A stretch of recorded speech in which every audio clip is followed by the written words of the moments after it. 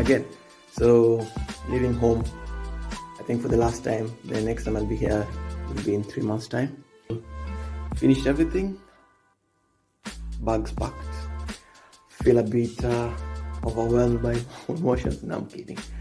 I don't know about you, but I usually don't like traveling for a long time, especially if I've been in a place, because of the emotional attachment you get with that particular place.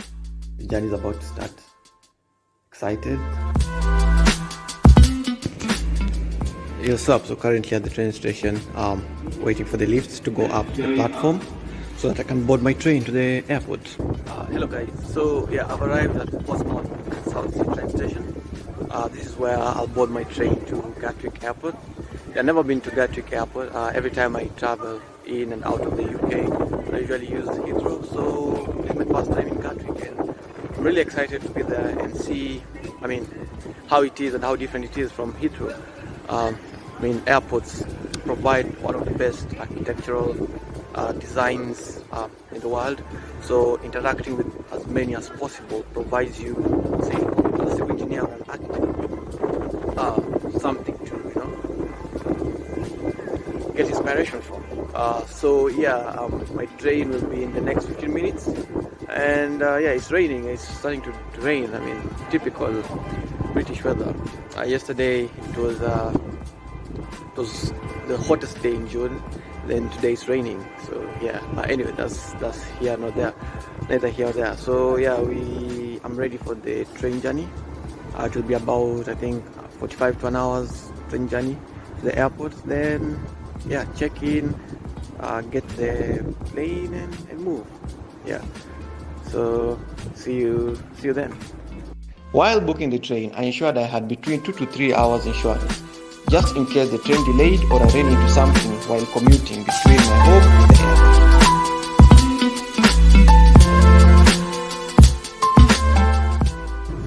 Hello, hi. So I'm inside the train, and this is where the rubber meets the road. The journey has officially started, and so I'm in the train, and the train has started off. We are off to Gatwick. Bid Portsmouth farewell. See each other again in 3 months' time, right? Let's see what life has in store for us in the next chapter, right? After checking in, having my bags weighed, and having my ticket, the next thing was to head to security so that I could be cleared to fly.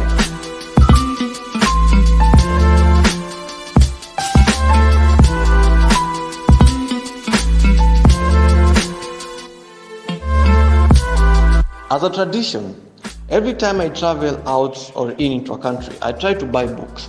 This is because anytime I go somewhere, I'd love to have memories and something that will remind me of that place.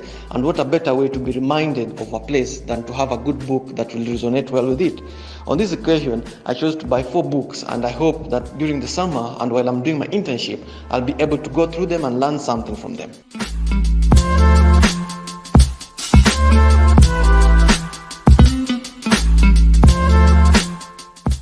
From the information screens that were all over the airport, my plane was to depart from gate number 31. But later on, as you'll discover, it was changed on the last minute, and that caused me to panic, and I thought probably I'd missed the flight.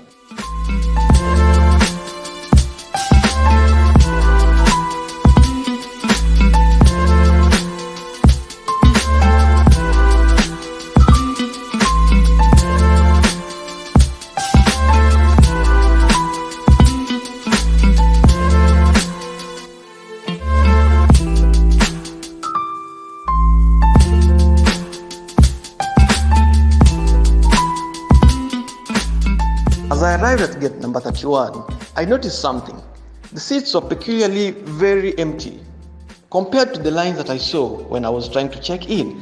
And I wondered, why is it empty? Is it because maybe I've missed the flight, or is it because maybe I'm in the wrong place? While asking around, apparently the flight had changed the gates from 31 to 33 in the last minute, meaning if I hadn't asked around, probably I would have missed the plane. Sometimes it's good to ask around, and I really recommend that. It saved my life, literally.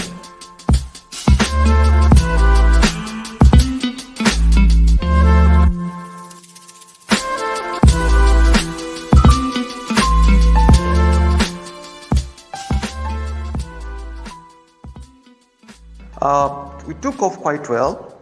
The journey between London Gatwick and Lisbon, which was my layover, was supposed to be about 2 hours, and the flight was rather smooth. There was a bit of turbulence here and there, but nothing so major. The food wasn't the best. I had seen something on the menu and actually ordered for that, but what I got was totally different. I thought I'd get probably a pizza. I don't know what it was called, but then what I ended up getting was some breadsticks and some cultured sausages, something so different. I was a bit disappointed for the money I paid, about £11. That's quite a fortune to pay for such a thing that I got.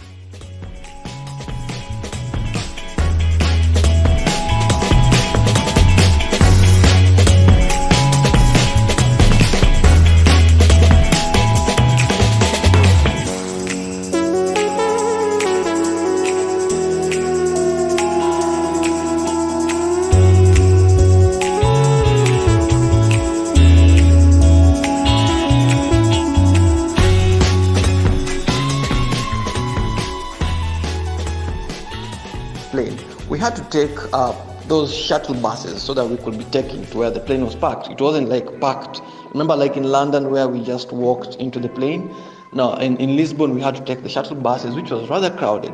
For a plane which advocates for us to use masks on the flight, I was expecting probably a better, more social distancing inside the flight, or inside the shuttle, as compared to what they subjected us to. So from Lisbon to Dakar, the legroom wasn't good. It was actually so bad. It was the worst legroom I've ever had in my history of flying.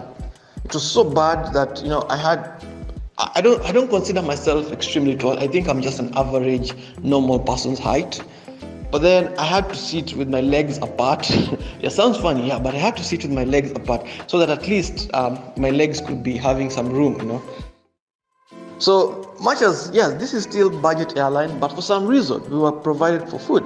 And this time round we were given dumpling, which was rather nice, and a bit of biscuits here and there, and I think a soda and another drink. I was given water, coffee, tea, soda, dumpling, biscuit. It was a good meal. It wasn't really bad, while it wasn't also the best meal that you can ever find in flying. It was just good enough to keep you going until you arrive at the next destination. We got the meal, we ate, and voila, the journey proceeded as intended. Nothing so major. It was a night flight. I enjoy night flight because you can see the stars.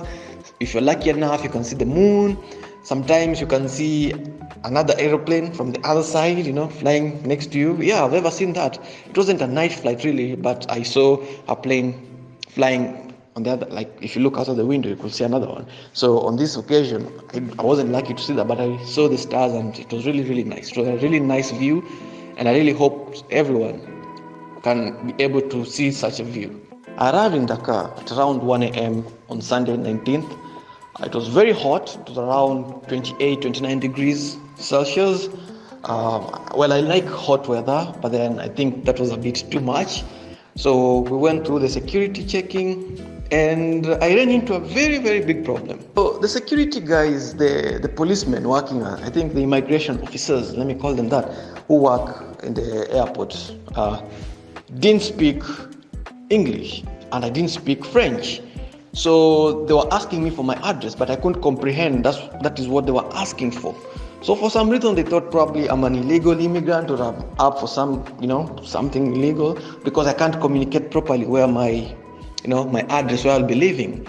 That caused a very big problem, and I had to wait there until around 3 a.m. in the morning because I had to sort it out. I had to call, my sponsors, let them know what's going on, and it was just very crazy. But yeah, I'm so grateful that was out of the way, and got out of the security check-in, collected my bags, and While I was walking outside, my sponsors were very kind enough to send a driver to picked me up, and we drove towards my accommodation. It was a very nice drive. I mean, driving in a new country where you have never been for the first time is usually very nice, especially at night, because you see all the lights.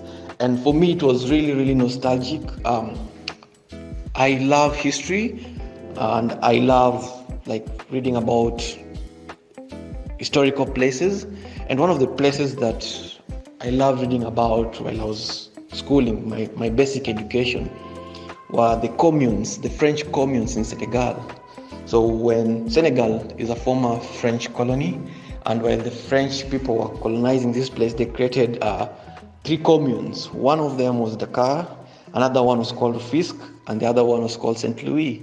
So those were places that I used to read on books, and now we were passing through Fisk, and I was heading to Dakar. Hopefully, with my time in Senegal, I'll be able to visit Saint Louis and get to know the history, and also probably learn more about the legendary, the first president, Leopold Sedar Senghor. He was, if you are good in history, you'll know that Leopold Sedar Senghor had a non-resistant approach in fighting for, independence of his country. Many people in Africa use the violent approach, but Leopold Sedar Senghor was a bit more diplomatic. And yeah, it's quite a good historical place to be. Hello, hi. So finally arrived in Dakar, feeling extremely knackered, very tired. The legroom was very shit in the last flight. But yeah, I'm grateful. The journey's over, and maybe get some time to grab sleep for the few hours of the night remaining. Thank you so much for watching this video. If this is your kind of thing, I'd urge you to subscribe and like. You can also share with your friends.